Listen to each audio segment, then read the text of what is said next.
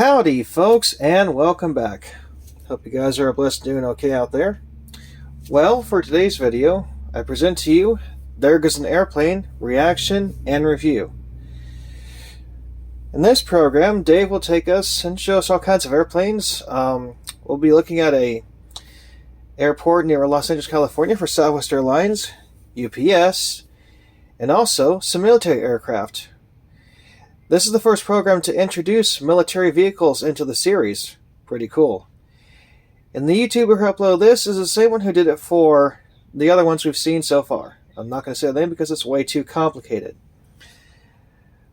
But before we begin, a disclaimer. I am not paid, sponsored, or endorsed to upload this video. I am not making any money off of it. I didn't take credit for the content, nor do I own the rights to it. This is being done for historical, preservation, education, and historical and fun purposes only. All credit and content goes to the original creators and owners of this. Get it? Got it? Good. Also, I have a little childhood connection to this. I had this on videotape when I was a kid, and I used to watch it all the time growing up. And I'm glad I can watch it on YouTube now and relive it. So without further ado, let's take off and take a flight with There Goes an Airplane.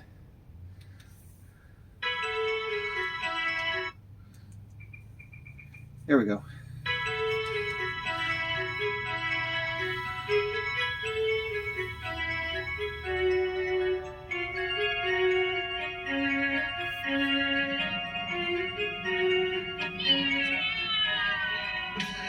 All kids love to play with toy airplanes, but have you ever wondered what it would be like to be a real pilot?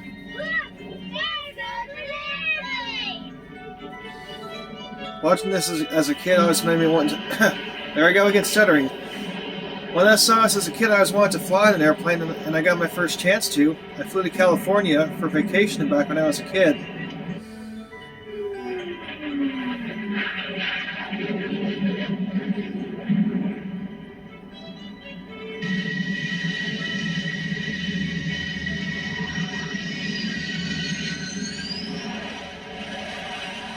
Cool.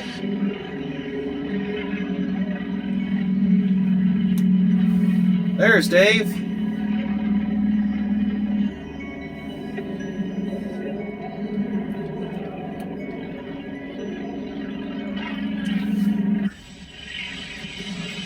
Hi kids, I'm Pilot Dave. Well, I'm not really a pilot, but the real pilots have agreed to let me pretend for the day so that you and I can learn all about airplanes.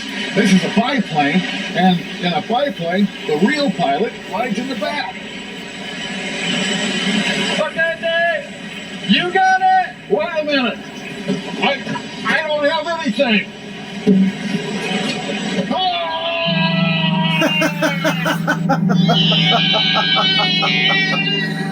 Oh boy. I'm gonna lose my life.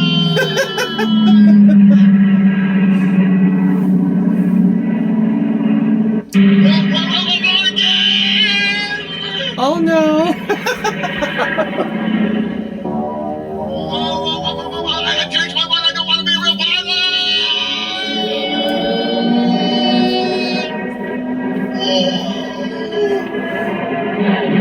Nice. Hey, that wasn't so bad after all. But next time, warn me before you do the tricks, okay?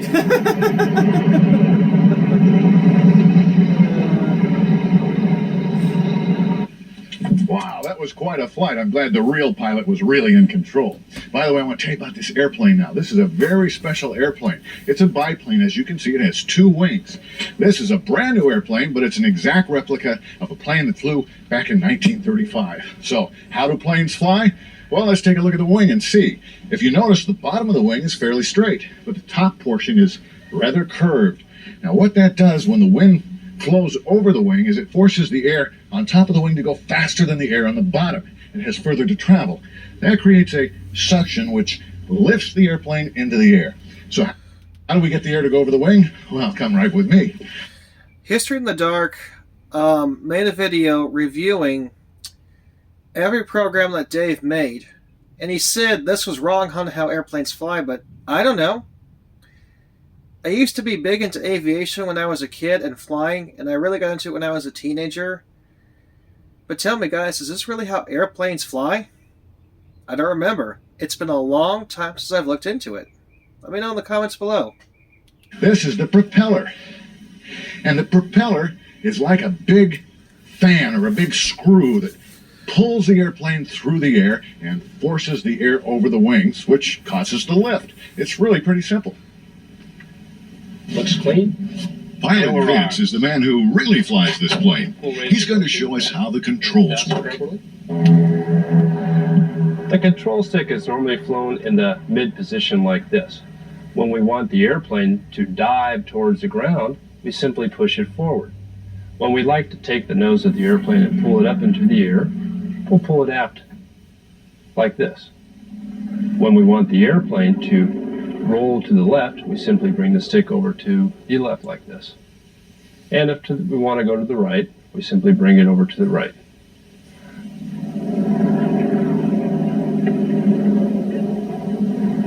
And of course we've got pedals down below, and many of you are probably thinking one's an accelerator pedal and one's a brake pedal. However, those are called rudder pedals. They make the nose come left or come right. Cool. Now, a skilled pilot is able to take all of these different motions and combine them into one single motion. And that's what a pilot calls the pride and joy of flying. It's when he gets to the point where he can skillfully maneuver all of these controls to make one precise movement. You can tell Pilot Vince loves his job. We'll see you later, Pilot Vince. Now, all the motions he mentioned, you can do that with a small plane like that, or a fighter jet, or even a light aircraft. Bigger airplanes, though, like an airliner, you can't do it like that because they're a lot bigger, a lot heavier, and the layout's a lot different. Still, the concept is about the same. And you'll see later in the program that the cockpit of an airliner compared to the cockpit of a biplane or small plane like that is a lot different.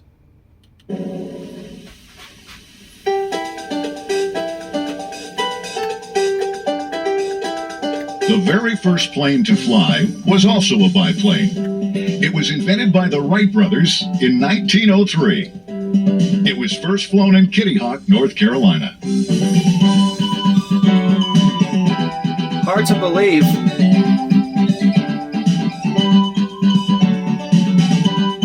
The first flight in history of a human being with the Wright brothers airplane. Well, I think flying dates back. I think flying dates back a lot further than that for humans, because there were all kinds of concepts tried before the Wright brothers built their airplane. That airplane flew a few feet, I think for about 12 seconds, but they proved it was possible for man to fly. That airplane, I do believe, is on display in the Smithsonian, and there have been several replicas built. All of the first planes were made out of cloth, wire, and wood. And they were all built by hand. They were.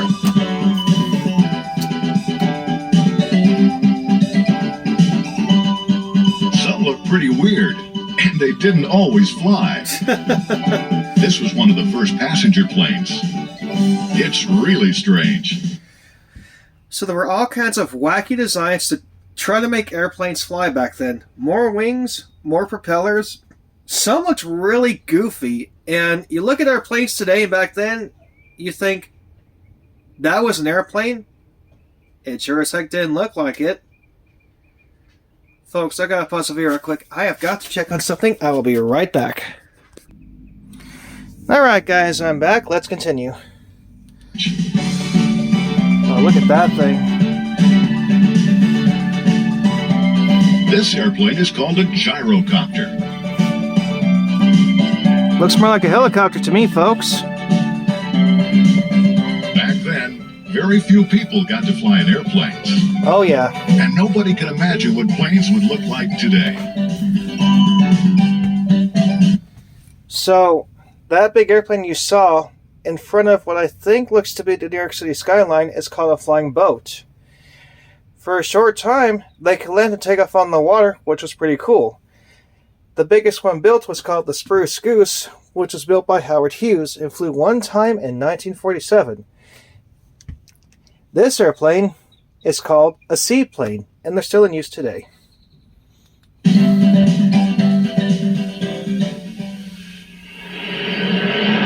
Today, airplanes are fast and sleek, and flying is one of the safest ways to get from place to place.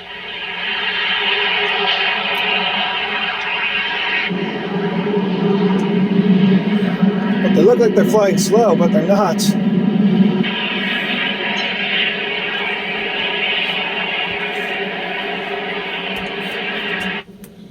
We're about to pay a visit to Southwest Airlines at an airport near Los Angeles, California. Wish I knew what kind of airport that was.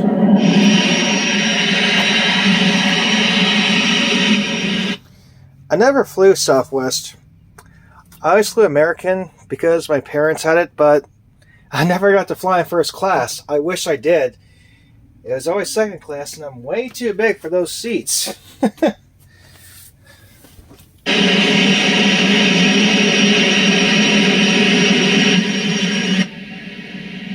Wow, what do you think of my outfit? I really feel like a pilot now.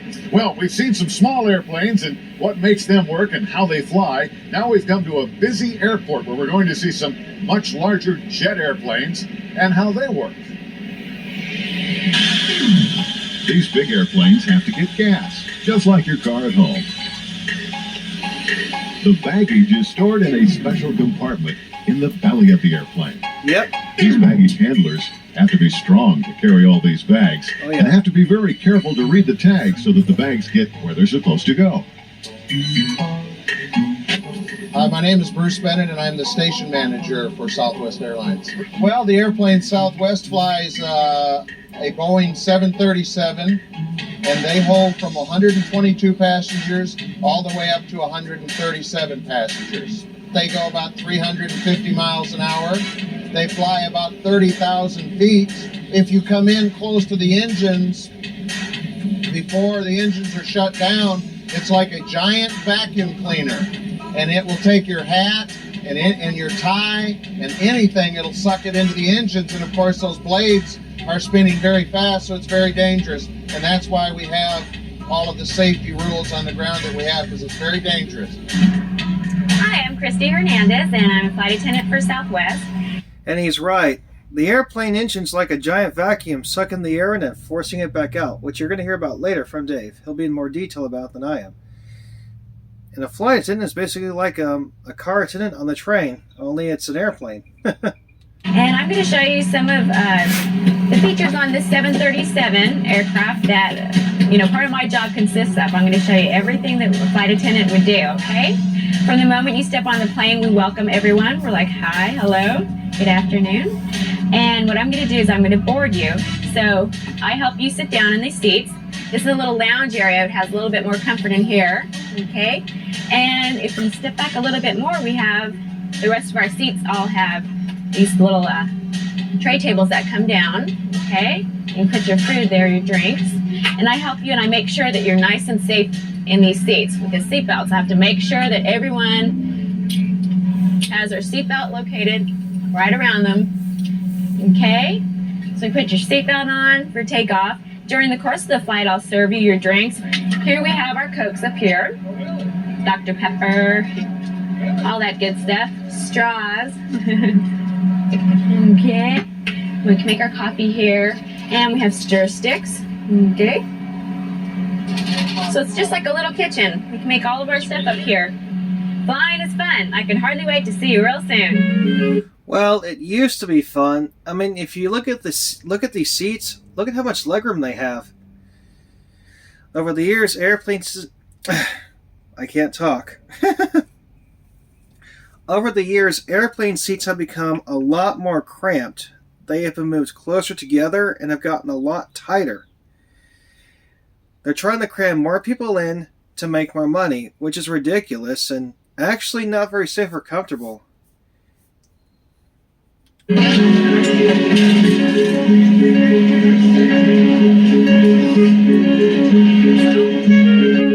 this This is the part of the airport that you usually see when you come to the airport. This is where you check in your bags, and well, Pilot Dave's going to help out a little. Here, let me get this bag here. Put it on the conveyor. Oh, wait a minute. My tie is stuck in the bag. Oh, Dave.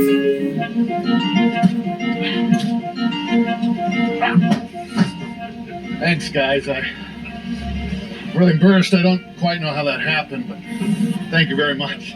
This is where the baggage goes, huh? Yeah. Wow.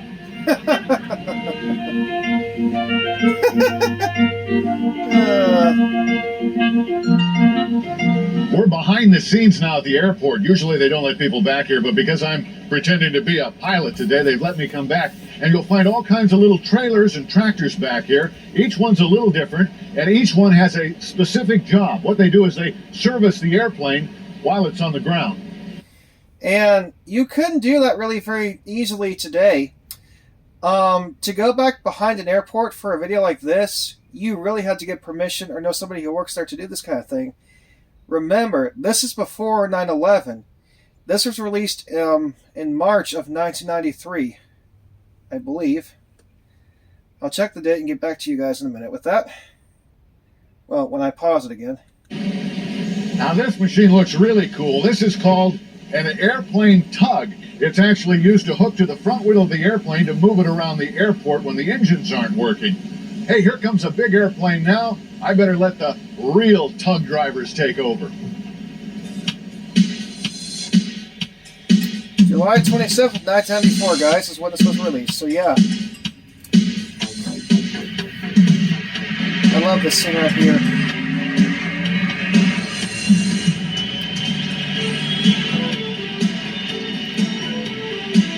Airplanes don't have a reverse setting like your car does.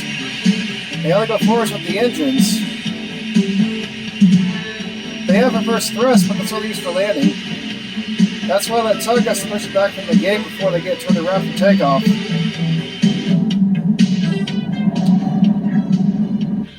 At a busy airport like this one, there are lots of airplanes on the ground and in the air all the time. You may be wondering how they keep from running into each other. Well, they do that by talking on the radio to the people up in that tower. That's the control tower. Hi, I'm here at Archer. Have a nice flight. And 280 altimeter. Hello, my name is Blaine, and I work in the control tower, and my job is an air traffic controller. And basically the position that I work here, I talk to the airplanes that land and that take off. What they do is they call me on the radio, and they ask for clearance for takeoff, much in the same way that you'd probably ask your parents permission to go to a friend's house. Bonanza 8538 Alpha, runway 26 left, clear to land, wind 240 at 6. Basically, I use the radio, which I'm connected to right here, and the bright radar so I can determine them, and this is Ontario Airport where we're working right now. These dots that go around here are the basic airspace that I'm responsible for. These rings here are 5-mile range marks to give me an idea on how far people and airplanes are. This is an airplane on a 4-mile final, landing runway 26 left, which is the closer of the two runways. And this is an airplane 10 miles northwest of the field coming inbound. And they cut it off right there. So there's actually more than one kind of control for air traffic on the ground and the air and in the air. You have someone on the ground that controls the airplanes for takeoff. Well, let me rephrase that. You have ATC on the ground and the ATC tower to see with the airport, and you have kind of like what train dispatchers use, like BNSF HQ. You have something like that for airplanes too, for different airspaces. So it's pretty cool how it works. This is Pilot Dave calling the tower from UPS Flight 747, requesting permission to land. Over. Dave, we see you, and you're cleared to land on runway 27 left. Runway 27 left, that's a roger. 27 left, which one is that? I guess that one. We'll go for that.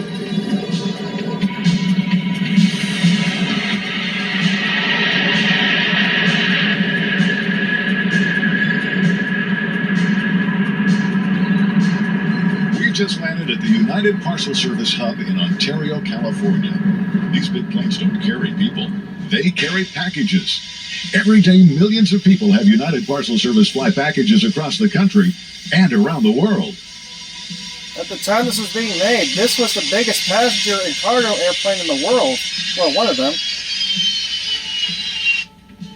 Wow. Now, we've seen little airplanes and even bigger passenger planes. And now we're going to see a really big airplane. I mean, a really big airplane. In fact, this is one of the biggest airplanes in the whole world. Oh, by the way, you probably figured out that I didn't really land that airplane. These guys are the real pilots, and they give me a special assignment. Well, the pilots have given me a special job because I was such a great pilot and such a big help to them. They're going to let me chalk the wheel. That's what this is. Just put it down there, and it keeps the wheel from rolling when the plane is parked on the ground. Yep. Now, to give you an idea just how big this airplane really is, if you were to stand it on end, it would be about as tall as an 8-story building, and it weighs almost as much too. When it's fully loaded, it weighs something like 700,000 pounds. So how do you get that much weight in the air? Well, with one of these great big engines. As a matter of fact, they have 4 of these huge engines, and the way they work is they suck the air in the front, and then they squeeze it together, ignite it with the fuel, and then that forces the pressure out the back with more power than a huge tornado, and it drives this great big airplane through the air. And that's exactly how it works. The engines suck the air in and force it out. A propellered airplane pretty much works the same way. Also, the biggest airplane built was the Antonov 225, and currently the biggest passenger plane is the Airbus A380. To date in history, though, the biggest flying machine ever built by man was the Hindenburg airship. And just like your car at home, these big engines need their oil changed from time to time. There's lots of activity here. The planes have to be serviced on a regular basis. They check everything from the big wheels and the landing gear to the very tip top of the tail. And of course, the packages have to be loaded and unloaded as quickly as possible.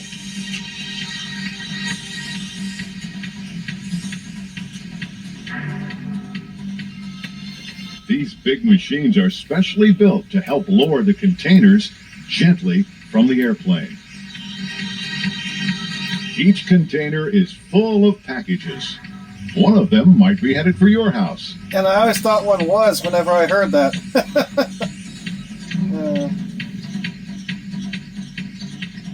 The ground crew has to work quickly to unload the packages because more and more airplanes full of more and more packages are arriving all the time.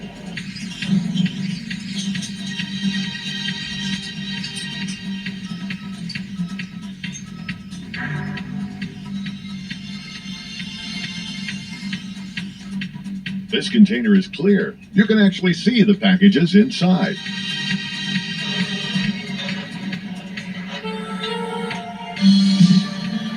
Yep.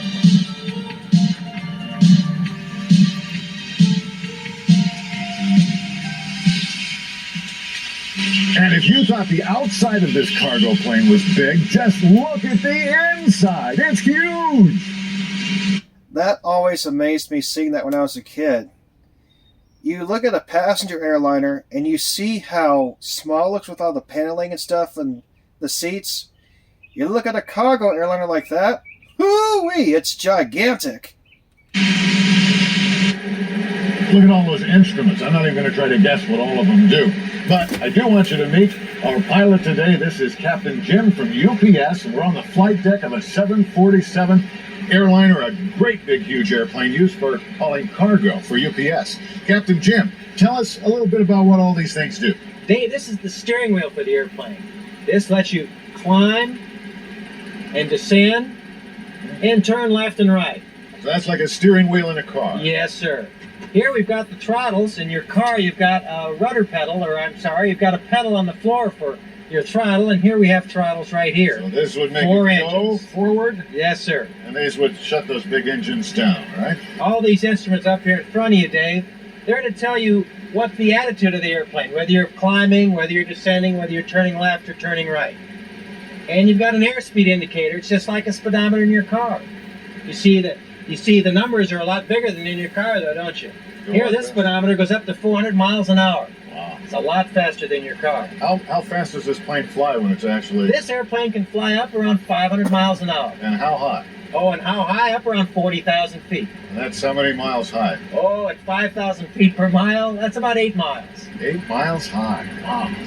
Dave, you notice my feet are on the rudder pedals. You've got to set over on your side. And the rudder pedals are used when we're on the ground. The top of the rudder pedals are the brakes. And you just tap these lightly, very gently, and that'll stop this big airplane. When we're in the air, then, we use these rudder pedals to help us fly and to help in our turns. Captain Jim, there's a lot of kids watching this that may want to be pilots when they grow up. What would you tell them? I'd tell them it's the most fun you can have. Being a pilot is the best job I've ever had. So as you can see, the cockpit of a commercial aircraft is a lot more complicated than what you saw in the biplane. There are more dials and gauges and buttons and switches, but it's amazing this thing can fly with all that.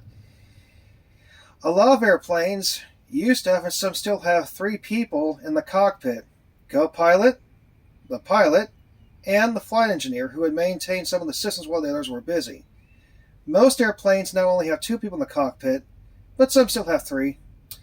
And some even have a 4 seat, which is basically a jump seat for maybe a flight attendant or a pilot or an observer student. You know, something like that.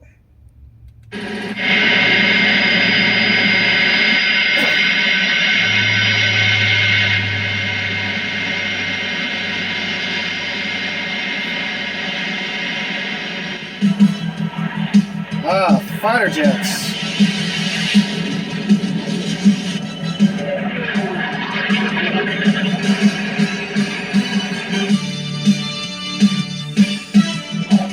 Have you guys ever been to an air show? I've been to quite a few. Sadly, I can't see the fire just at the time, but I can hear them flying over. Probably the most famous performers are the Blue Angels. Yeah, an aircraft carrier.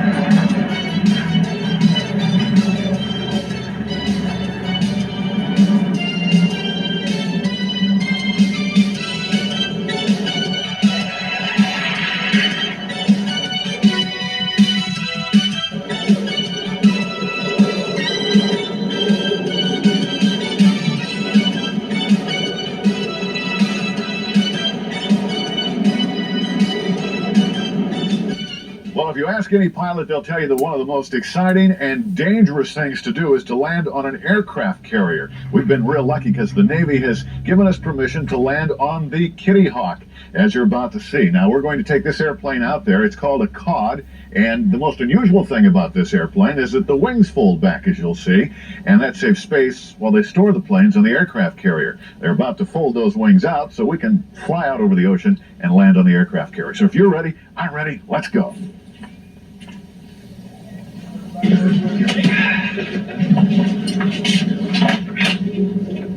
Hi, I'm Lieutenant Commander Linda Schaefer Benaria. My call sign is Vegas, and you can call me Vegas today. We're going to be flying the C-2 Greyhound out to the carrier, and I think it's an experience that you're going to remember for a long, long time. Whether you get to go to the carrier 1 time or 1,000 times, it's always an equal amount of fun. Now that we've met our pilot, it's time to buckle up and take off. And like I said, guys, this is the first time we got to see military aircraft in the series, or military vehicles in general.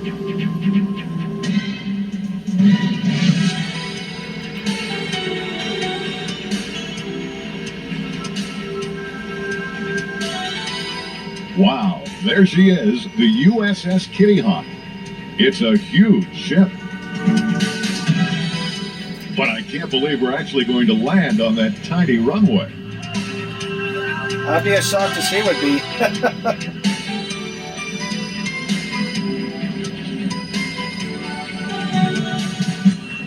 Here we go. Hold on tight and watch the hook on the bottom of the airplane. It has to catch the wire in order to stop the airplane.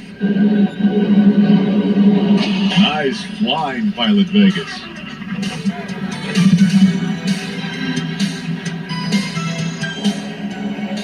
Now watch as the wings are folded up. That's so we won't take up too much space. There isn't much of it to go around on a busy aircraft carrier.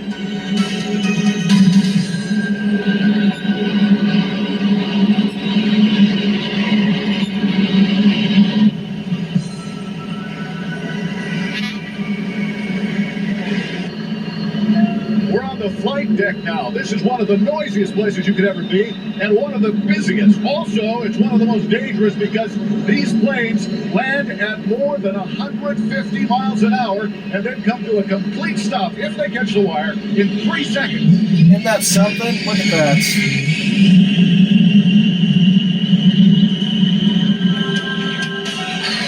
Very intense operations, but amazing nonetheless.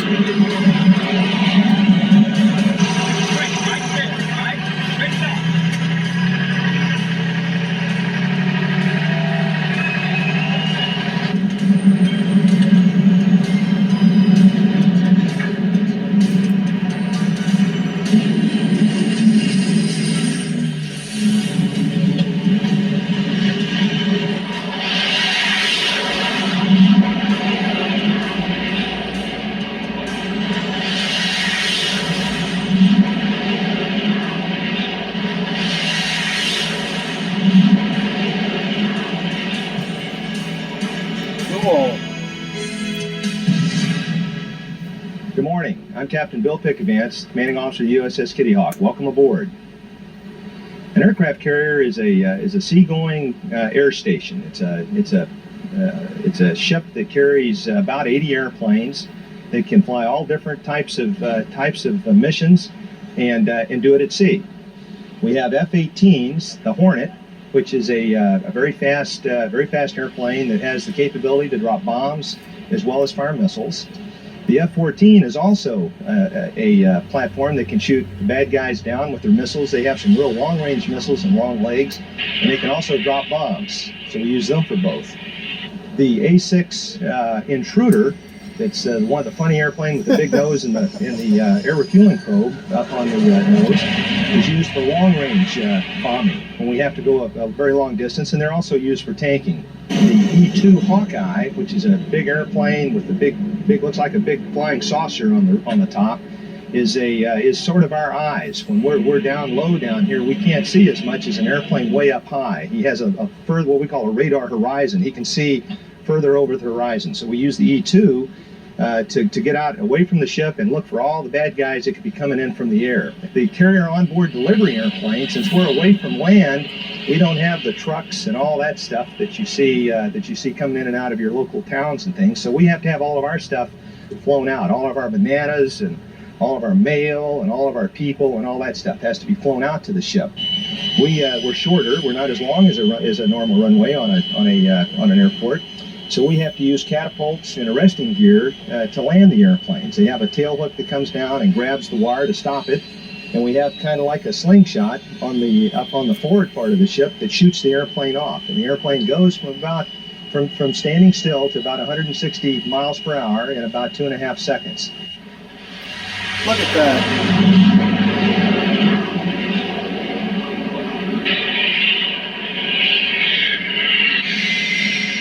Takes a lot to run an aircraft carrier. Today, this is the tail hook for the E-2C aircraft. It's used to catch the aircraft when it lands on the flight deck. Stops it from about 150 to 0 in about 4 to 5 seconds. There must be incredible stresses on that cable. You're right. Incredible amount of stress. Well, thanks for your explanation. No problem. Appreciate it.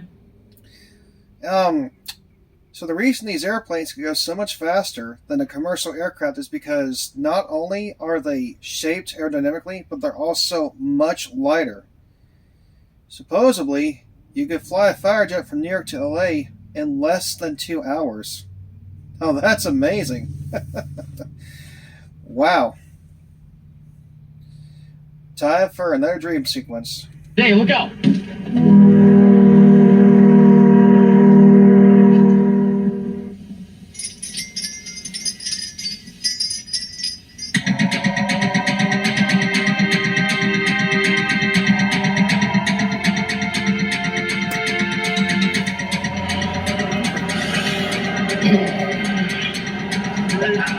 Voila!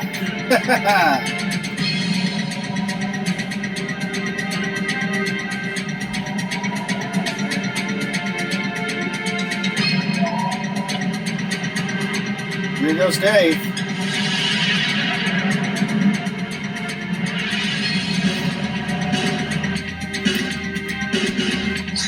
This is Pilot Dave to Kitty Hawk Tower. I'm ready for clearance. Quantity Clyde, truck 6650. Roger on that. I'm ready to put this plane through its paces.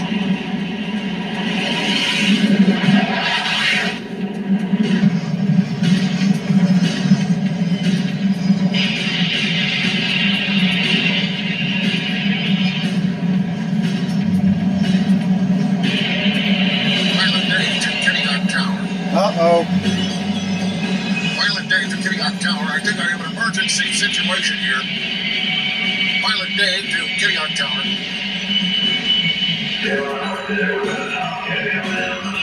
This is Pilot Dave to Kitty Hawk Tower. Pilot Dave to Kitty Hawk Tower. Pilot Dave to Kitty Hawk Tower.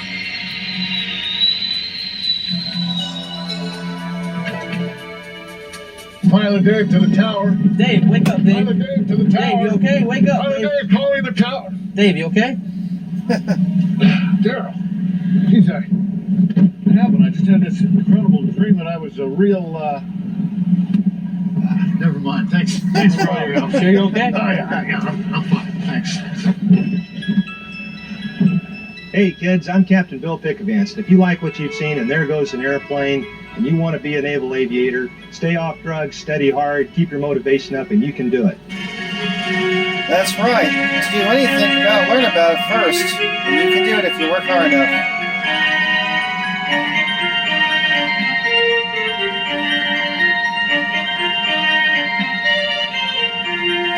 An aircraft carrier is basically, well, an Air Force base on the water. It's an airport, but also a home. We've seen big airplanes, little airplanes, old airplanes, and new airplanes. But if you still want to learn more, the best place to do it is at an airplane museum, like this one in San Diego. There are some amazing things in airplane museums. Did you know that people used to think that the only way to fly was like a bird? Here you can see what the very first planes looked like. Today, it's hard to imagine that these fragile little planes could fly, but they did. You can see how they changed year by year, and see some that changed history. Some museums show you planes that flew past the sky and into space. You may see more than history. You may see part of the future. Oh, yeah. Well, I hope you've enjoyed watching and learning all about airplanes. I've had a great time pretending to be a real airplane pilot. So, until next time, this is Pilot Dave saying see you in the wild blue yonder.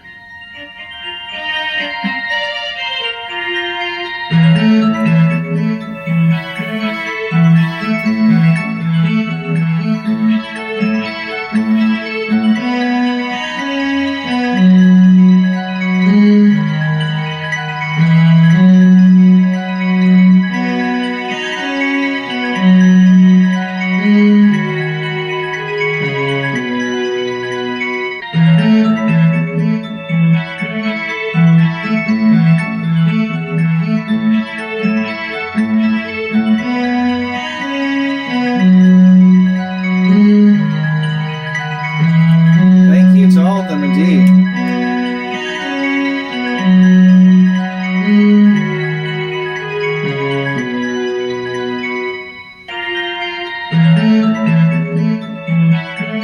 Can't forget them.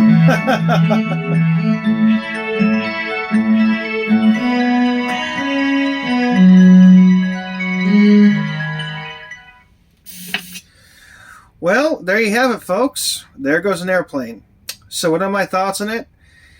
Well, I still like it. I'm not really big into flying our airplanes anymore because of how much things in flying have changed over the years. Airplanes are a lot more cramped than what they used to be, and the process of going to the airport and getting on an airplane is a lot more of a hassle than what it was because of TSA and all kinds of nonsense. It's annoying till you have to get there, like maybe, I don't know, 2 or 3 hours before your flight boards, and you have to wait. taking the trains a lot better. Unfortunately, trains that go airplanes to airplanes do like they did back then, but hey, trains are making a comeback. The show still feels nostalgic and I still enjoy it. If you want to be a pilot, I encourage you to go for it like Dave said and like they all said. Stay hard, stay in school, and learn about it. This stuff will never down me. I like this classic stuff. Anyway, our next video will be There Goes a Train. So until next time, please be safe around trains. Please make sure you like, share, subscribe, and comment. And remember, the good Lord loves you. See y'all next time.